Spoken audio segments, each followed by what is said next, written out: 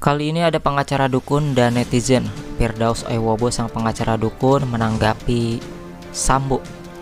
Menurutnya, jika beberapa hal yang dijelaskan ini termasuk, maka Sambo tidak bisa dipidana. Tentu hal itu pun langsung kembali di stick ataupun dibalas oleh netizen.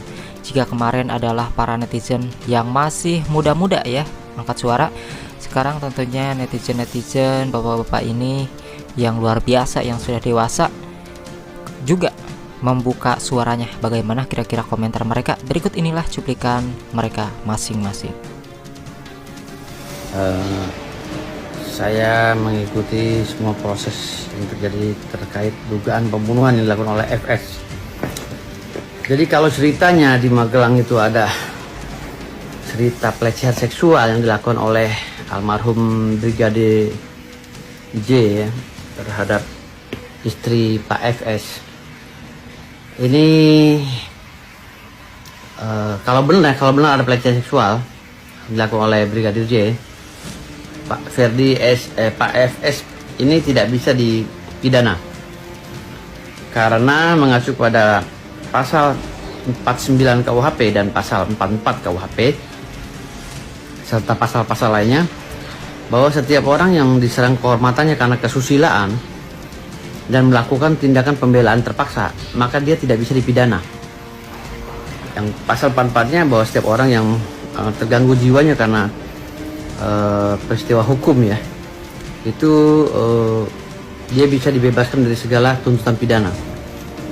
Maka satu-satunya yang menentukan itu adalah psikiater. Apakah saudara FS ini pada saat melakukan perintah pembunuhan atau penembakan itu terganggu jiwanya karena satu permasalahan, yaitu kita periksa lagi. Kalau dia memang terganggu jiwanya dan terguncang jiwanya, maka dia tidak bisa dipidana. Ini KUHP yang bicara, bukan. Assalamualaikum warahmatullahi wabarakatuh. Ya, lihat TikTok ada beranda pengacara Firdaus ini yang mengatakan pendapat hukumnya bahwa saudara F itu tidak dipidana karena dia melakukan pembelaan terpaksa. Karena ada kejadian di Magelang, terus kejadiannya itu di di rumah dinasnya itu, sehingga itu dianggap pembelaan terpaksa. Ya, karena ini bicara pendapat hukum, bicara KUHP, saya jadi berminat untuk mengomentarinya.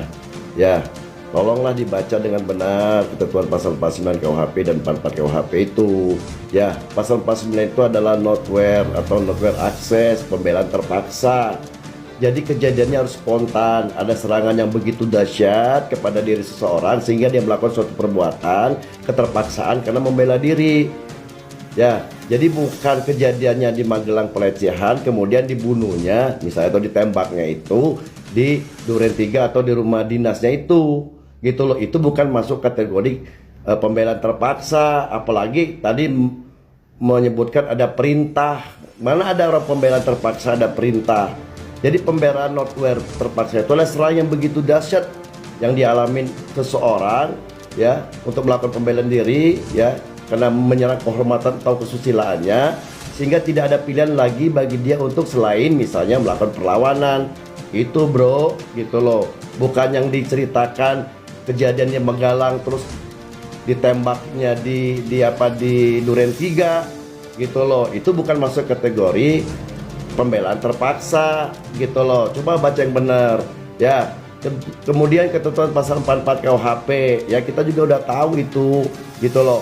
Kalau orang yang gila, orang yang terganggu pikirannya memang tidak bisa dipidana. Tapi kalau ada orang melakukan suatu kejahatan kemudian bisa menskenariokan, telah juga menghilangkan bukti-bukti gitu loh kan ya, seorang jenderal bintang 2 ya kan masuk kategori 44 KUHP itu kayaknya nggak masuk akal bro.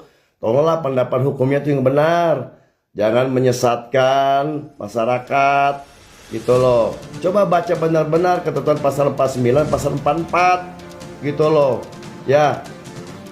Itu jadi saya kepengen komentari itu karena udah bicara pendapat hukum. Itu pendapat yang sesat menurut saya, salah itu gitu loh ya. Oke, baca lagi ya bro. Saya adalah salah satu mungkin dari sekian banyak masyarakat Republik Indonesia yang mengikuti masalah tentang tewasnya saudara kita Brigadir Yosua Huta Barat. Yang mau saya tanyakan adalah kemana teman-teman penggiat sosial media yang selama ini selalu membicarakan tentang hal-hal kebangsaan. Abu Janda, Denny Siregar, Ade Armando, dan yang lain-lain. Anda di mana? Yang nyata-nyata bahwasannya masalah tewasnya saudara kita almarhum Brigadir Yosua Huta Barat ini sudah menjadi konsumsi publik. Bahkan mungkin ini sudah menjadi konsumsi dunia. Di mana saudara-saudara kita untuk menyuarakan kepada institusi supaya masalah ini cepat terungkap. Anda di mana saudara-saudara saya? Dan saya berpesan kepada seluruh masyarakat Indonesia dari Sabang sampai Merauke, alangkah baiknya supaya kita tergerak, supaya kita mengawal bagaimana tindak lanjut dari masalah penegakan hukum di negara Republik Indonesia yang kita cintai ini, supaya secepatnya masalah tewasnya almarhum Brigadir Yosua Huta Barat supaya segera terungkap. Harus dipercepat karena ini sudah terlalu lama, sudah sangat terlalu lama. Karena kalau menurut hemat saya ini bisa cepat. Kenapa? Karena ada di situ semua. TKP-nya ada, alat buktinya ada, saksinya ada, semua ada di sana. Tetapi kenapa ini bisa terlalu lama? Sudah lebih dari 40 hari saudara kita Brigadir Yosua Huta Barat dinyatakan tewas. Ada indikasi pembunuhan berencana terhadap saudara kita. Mari kita tetap mengkawal masalah ini. Kita harus menyuarakan kebenaran yang sebenarnya. Ada apa di balik ini semua? Dan buat institusi Polri yang kami hormati, ayo Pak, cepat. Jangan karena 1, 2, 3, 4, 5, 6, 7, 8, 9, 10 anggota Polri yang benar-benar jadi anggota brengsek, akhirnya institusi ini jadi anjlok di mata masyarakat Republik Indonesia. Tegakkan kebenaran dan keadilan yang sebenar-benarnya. Buat tim pengacara dari saudara almarhum Brigadir Yosua Huta Barat, salam hormat dari saya. Tuhan selalu memberkati. Percayalah, kebenaran akan terbukti cepat atau lambat. Bravo buat tim pengacara yang dikomandoi bersama Bapak Komarudin Simanjuntak, Sarjana Hukum. Tuhan memberkati. Salam hormat dari saya. God bless you all. Bye-bye. NKRI harga mati.